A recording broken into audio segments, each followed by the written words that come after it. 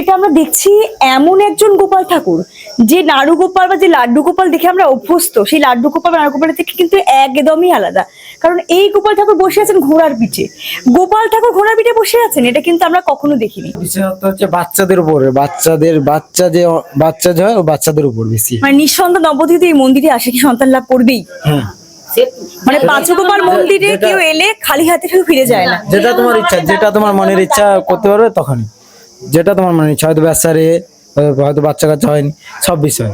একটু বাজার করে নিয়ে যাই, বাড়িতে মা বাবা আছে, বাজার করে এসে যখন দেখেন আর নৌকোতে নাই, যে বসেছিল মাথাতে কারোর সঙ্গে কথা বলে না, দেখে যে নৌকোতে নাই, তখন বলে কোথায় গেলে, তখন তো এখানে চলে এসছে, তিনি এখানে চলে এসছে, এখানে যে দুমদাম করে সাড়া করছে। আমার ভাসুর টাসুর ছিল, তারা সবাই ছিল, তখন ওই দুমদাম করে সাড়া করছে, কেউ টিকতে পারে না। তার যখন ঘরে এসছে বলে তোরা আসলি কোথা থেকে কি নিয়ে এসছিস, আর বাড়ির মধ্যে টিকতে পারিনি, কি সাড়া করছে। তখন ওই কুলটুগরি বলে মেদিনীপুর, ওইখানে জানতে গেছিল, ওইখানে জানতে যেতে ওখানে বলেছে তুই ও যে এসছে ভালো, তুই ওর সেবা কর। কি করে কিরকম সেবা করবো ওর, না গোপাল রূপে সেবা কর, পাঁচু গোপাল রূপে। এই সেই তাল গাছ, যে তাল গাছকে কেন্দ্র করে কিন্তু রয়েছে অনেক রহস্যের বাসা।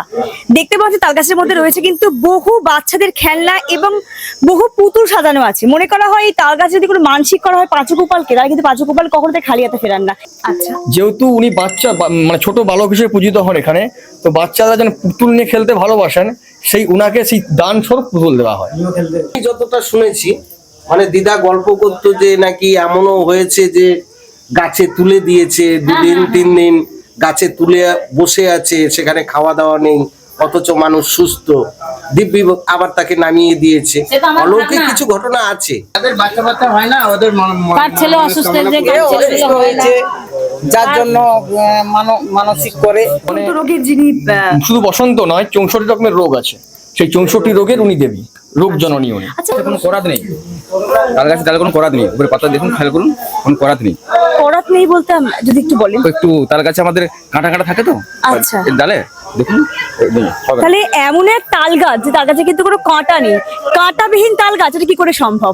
উপরে পাতা দেখতে পাবেন, অথচ এত বছর তাল গাছ এখানে বাচ্চা শুয়ে থাকে, তার তাল হয়, তাল পরে কখনো গায়ে পড়ে না।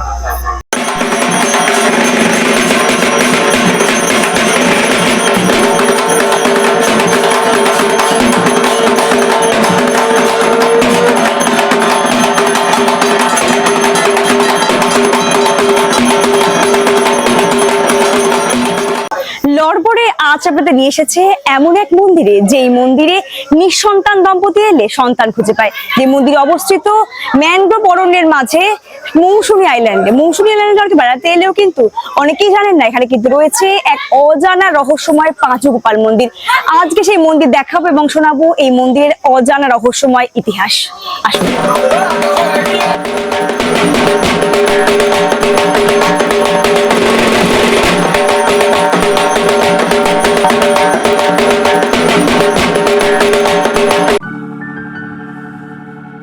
পশ্চিমবঙ্গের 24 পরগনা জেলার ছোট্ট একটি দ্বীপ মৌসুমী দ্বীপ, কিন্তু এই মৌসুমী দ্বীপে রয়েছে চারিদিকে জলাশয় ও জঙ্গল ঘেরা এক অতি প্রাচীন মন্দির, পাঁচু গোপাল মন্দির। যে মন্দিরে বিরাজমান ছোট্ট গোপাল অর্থাৎ মথুরানন্দন এক অন্য রূপে, যা হয়তো অনেকেরই অজানা। যে গোপাল ঠাকুরের আবির্ভাব এই মৌসুমী দ্বীপে নবদ্বীপের মায়াপুর ধাম থেকে। স্বয়ং গোপাল এখানে এক বয়স্কা মহিলার সঙ্গে নবদ্বীপ থেকে চলে এসেছিলেন এই নির্জন দ্বীপে প্রতিষ্ঠিত হবার আশায়। তিনি এখানে প্রতিষ্ঠিত নাড়ু হাতে লাড্ডু গোপাল রূপে নয়, বরং ঘোড়ার পিঠে ঘোড়ার লাগাম হাতে। রয়েছে এক অতি আশ্চর্য কাঁটাবিহীন তাল গাছ, যে গাছের তলাতে রয়েছেন জীবন্ত গোপাল। তাই তো এই গাছে মানসিক করেন বহু মানুষ, বাঁধেন ডুলি, পুতুল ও খেলনা। লোকশ্রুতি আছে এই গাছে যদি নিঃসন্তান দম্পতি মন দিয়ে পাঁচু গোপালের উদ্দেশ্যে প্রার্থনা করেন, তা নাকি অবশ্যই পূর্ণ হয়। খালি হাতে ফেরান না পাঁচু গোপাল কাউকেই। আর মানসিক পূরণ হলেই সন্তানের মাথা ন্যাড়া করে একটি গোপাল অথবা জোড়া মাটির গোপাল দিয়ে পুজো দেওয়ারই প্রথা চলে আসছে এই মন্দিরে। সঙ্গে সাধ্যমতো অনেক দম্পতি দানও করেন এই পাঁচু গোপাল মন্দিরে পাঁচু গোপালের উদ্দেশ্যে। এই মন্দিরের বিশেষত্ব কি আছে, মানে এই মন্দিরটা কেন এত বিখ্যাত? এই মন্দির আমার শাশুড়ি ছিল, দাদা শ্বশুর ছিল তখন নবদ্বীপ গেছিল বেড়াতে। নবদ্বীপ, মায়াপুর নবদ্বীপ, ওইখানে বেড়াতে যে ওইখানে বাবা হচ্ছে ছেলের উপরে এসছে, বাচ্চা ছেলের স্বপ্নাদেশ দিয়েছিল না, সরাসরি ছেলের উপরে এসছে, ছেলের মতো বেশ ধরে। একটা ছেলের বেশ ধরে নবদ্বীপ থেকে চলে এলেন? হ্যাঁ, তখন তো এই আমাদের নৌকো, আমাদের বাড়ি ডায়মন্ড হারবার, সেখানে বাড়ি ছিল। এখানে আমার দাদা শ্বশুর থাকতো, দিদি শাশুড়ি থাকতো, তারা ওই এখানে ছিল। ওইখান থেকে ডায়মন্ড আমাদের নৌকো ছিল, বোট ছিল আমাদের, সেই তাতে করে এখানে এসেছে। সেখানে যখন চা খেতে বসে তখন এই বাচ্চাটা পাশে এসে বসছে। তখন বলছে যে এ বাবু রুটি খাবি, পাউরুটি খাবি? ওই একটু হাতে দিচ্ছে তো নেয়নি। তারপরে হাতটা ধুয়ে দোকানদার বলছে একটা রুটি দাও তো, বলছে সেই রুটিটা দিয়েছি, দিতে কিন্তু খায়নি, হাতে আছে, খায়নি। তারপর কি করে সম্ভব, মানে ভগবান ছোট ছেলের উপরে এসে খাবার চাইছে? আমার শাশুড়িকে মানে গায়ে কাঁটা দেওয়ার মতো একটা ঘটনা। খাবার চায়নি, পাশে বসে আছে, এরা চা খাচ্ছে, সে বসে আছে চুপ করে। ঠাকুর তখন বলে এ বাবু চা খাবি? কিছু বলেনি। রুটি খাবি? কিছু বলেনি। গল্প করতে আমরা শুনেছি আমার শাশুড়ি, আমাদের তো তখন জন্ম নাই। তারপরে ওই সেখান থেকে ওই নৌকোতে হয়ে যখন সেখান থেকে চলে এলো আমাদের বাড়ির দেশে বাড়িতে চলে এলো, ওইখানে এসে নৌকোতে আসবে, দেখে যে বলে বাচ্চাটা কোথায় গেল? এই আসলো পিছনে আমাদের সঙ্গে আসলো গাড়িতে, কোথায় গেল? যখন দেখেছি সেই নৌকোতে বসে আছে। ডায়মন্ড হারবার থেকে এখানে কেন প্রতিষ্ঠিত হলেন? এটা আমাদের লাট বাড়ি, চাষ বাড়ি, এটা জঙ্গল কাটাই চাষ বাড়ি।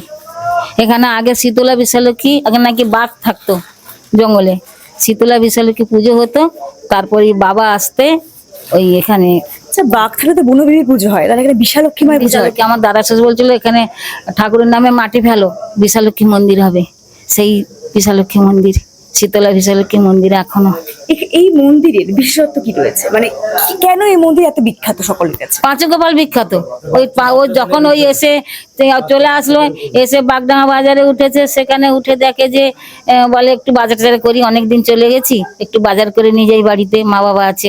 বাজার করে এসে যখন দেখেন আর নৌকোতে নাই, যে বসেছিল মাথাতে, কারোর সঙ্গে কথা বলে না, দেখে যে নৌকোতে নাই, তখন বলে কোথায় গেল? তখন এখানে চলে এসছে, তিনি এখানে চলে এসছে, এখানে এসে দুম দাম করে সাড়া করছে।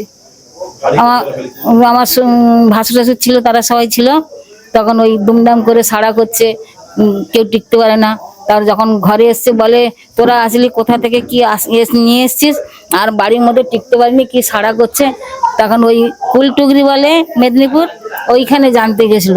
ওইখানে জানতে যেতে ওখানে বলেছে তুই ও যে এসছে ভালো, তুই ওর সেবা কর। কি করে, কিরকম সেবা করবো? ওর না গোপাল রূপে সেবা কর, পাঁচু গোপাল রূপে। বিশেষত্ব হচ্ছে বাচ্চাদের উপরে, বাচ্চা যে হয় ও বাচ্চাদের উপর বেশি। মানে নিঃসন্তান দম্পতি এই মন্দিরে আসে কি সন্তান লাভ করবেই?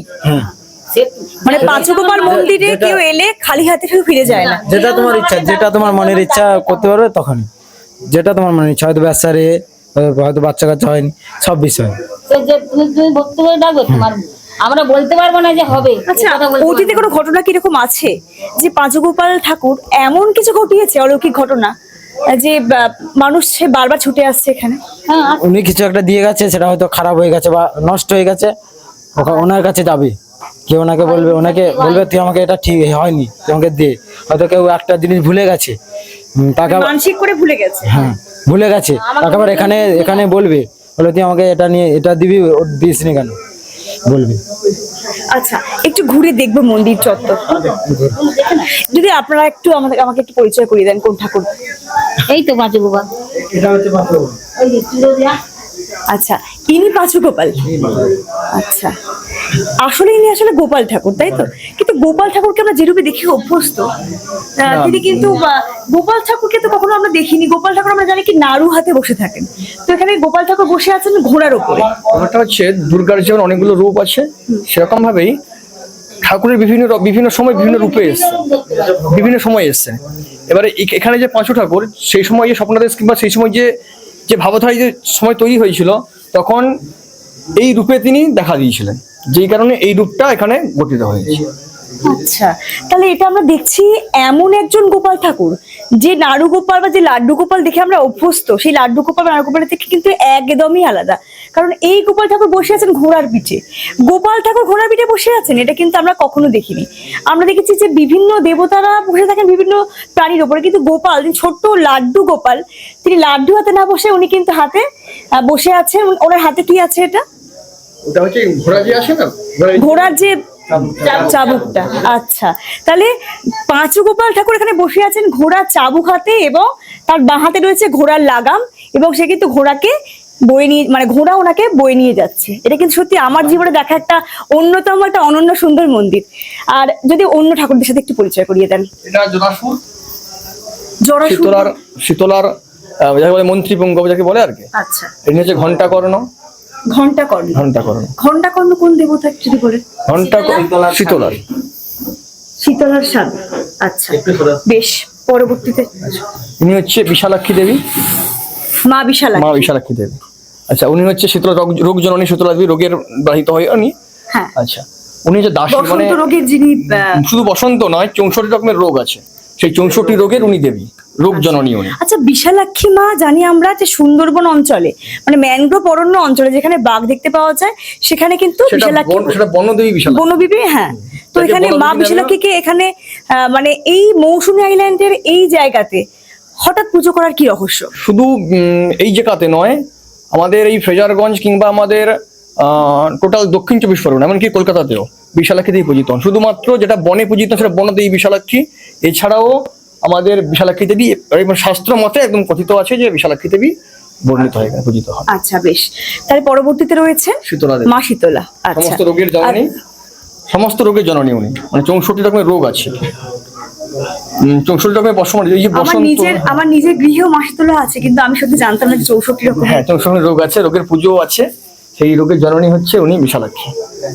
আচ্ছা, পরবর্তীতে দুজন দেখতে পাচ্ছি দেবী রয়েছে। আর হচ্ছে উনি দাসী, যেমন প্রতিটা মন্দিরে যেমন রক্তাবতী, যেমন দাসী আছে, রক্তাবতী আছে, ঠিক আছে? আচ্ছা। ইনি হচ্ছে রক্তাবতী, আর সামনে যেটা থাকে, সামনে দুটো থাকে না, দাঁড় করানো থাকে, ওটা দাসী। আচ্ছা, ইনি হচ্ছে রক্তাবতী, আর উনি হচ্ছে মানে ধান নদীষ্ঠাত্রী লক্ষ্মী দেবী, মানে ধন, সেই রকম টাকা পয়সা শুনে লক্ষ্মী দেবী পূজিত হন। আচ্ছা, ধনলক্ষ্মী। ধনলক্ষ্মী। আচ্ছা, দেখতে পাচ্ছি যে এখানে অনেক পুতুল, যেটা আমরা বাচ্চারা ছোটবেলায় যে পুতুল খেলি, সেই পুতুল রাখা আছে। পুতুল রাখার রহস্য? ব্যাপারটা হচ্ছে এখানে মূল আকর্ষণ হচ্ছে আমাদের পাঁচু গোপাল।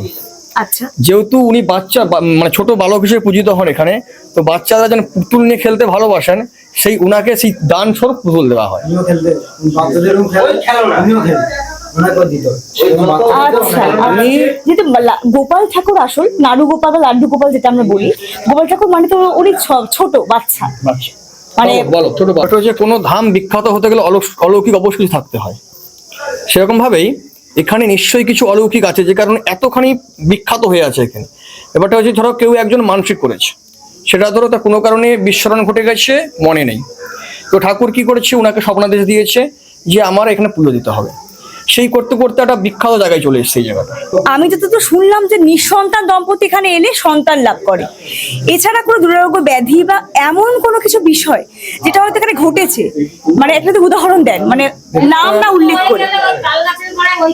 ব্যাপারটা হচ্ছে কি, ওই তাল গাছের গোড়ায় ফেলে দিয়ে ওইখানেই কান্নাকাটি করবে, বাবা আমার ছেলে ভালো করবে, আমাদের সুস্থ হয়ে যায়। তাহলে এরকম যা কিছু বলবো যা বলাই হবে এখানে নয়, ওই যে গাছটা, যে তাল গাছটা হয়ে আছে, ওটাই আদি স্থান। আমি যতটা শুনেছি, মানে দিদা গল্প করতো যে নাকি এমনও হয়েছে যে গাছে তুলে দিয়েছে, 2 দিন 3 দিন গাছে তুলে বসে আছে, সেখানে খাওয়া দাওয়া নেই, অথচ মানুষ সুস্থ, দিব্যি, আবার তাকে নামিয়ে দিয়েছে। অলৌকিক কিছু ঘটনা আছে। এইখানে এইখানে এইখানেই মানে এই সেই তাল গাছ, যে তাল গাছকে কেন্দ্র করে কিন্তু রয়েছে অনেক রহস্যের বাসা। দেখতে পাচ্ছি তাল গাছের মধ্যে রয়েছে কিন্তু বহু বাচ্চাদের খেলনা এবং বহু পুতুল সাজানো আছে। মনে করা হয় এই তাল গাছ যদি কোনো মানসিক করা হয় পাঁচু গোপালকে, তারা কিন্তু পাঁচু গোপাল কখনো তাই খালি হাতে ফেরান না। এই সেই তাল গাছ আমরা দেখতে পাচ্ছি, তাল গাছে কিন্তু রয়েছে এক গা ছমছমে সব ঘটনা। আচ্ছা, এটা হচ্ছে পাঁচু গোপালের শিলা, তাহলে ইনি হচ্ছেন আসল পাঁচু গোপাল। তা এখানে এসেই মানুষ কাতর কণ্ঠে প্রার্থনা করেন পাঁচু গোপালকে কেন্দ্র করে, তাই তো? এখানে এত লাল সুতো কেন বাঁধা আছে? ওই তো এটা পুতুল বেঁধেছে, এই গাছটাকে বের করে তো বেঁধেছে, মানসিক বেঁধেছে, এই গাছটাকে বের করে হয়। হ্যাঁ, ওই যাদের বাচ্চা বাচ্চা হয় না, ওদের কার ছেলে অসুস্থ হয়েছে, কার ছেলেগুলো হয় না। যার জন্য মানসিক করলে তার ছেলে পুলে ভালো থাকে। কার কোনো কাজকর্ম হয় না, যে যেমন করেছে।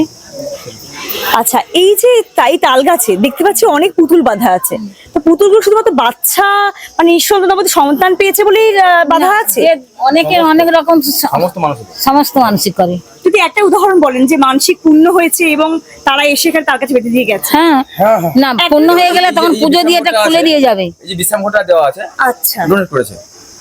এটাও মানে কোনো মানুষের দান করে, তিনি কোনো ফল লাভ করেছেন বলে পাঁচু গোপালকে দিয়ে গেছেন। যেরকম ঠাকুরের কাছে চায় সেটা পায়, টিওল দিয়ে গেছে, যেভাবে ঠাকুরের কাছে চায় সেটাই ঠাকুর কাছ থেকে ওই পায়। টিওল দিয়ে গেছে, সব দিক থেকে একদম আইসুন নাচ। আর একটু মাত্র দেখুন, তাল গাছটা কোনো করাত নেই, তাল গাছে ডালে কোনো করাত নেই, উপরে পাতা দেখুন, খেয়াল করুন, কোনো করাত নেই। করাত নেই বলতে যদি একটু বলেন। তো একটু তাল গাছে আমাদের কাঁটা কাঁটা থাকে তো আচ্ছা। এর ডালে, দেখুন নেই, হবে না। তাহলে এমন এক তাল গাছ যে তাল গাছে কিন্তু কোনো কাঁটা নেই, কাঁটাবিহীন তাল গাছ, এটা কি করে সম্ভব? উপরে পাতা দেখতে পাবেন। তাহলে কেমন লাগলো আপনাদের আজকের পাঁচু গোপাল ঠাকুরের গল্পটি? ভালো লাগলে অবশ্যই সাবস্ক্রাইব করে সঙ্গে থাকবেন এরকম অজানা আরো মন্দিরের সন্ধান পেতে। আর মৌসুমী আইল্যান্ড গেলে অবশ্যই দর্শন করবেন এই মন্দিরটি।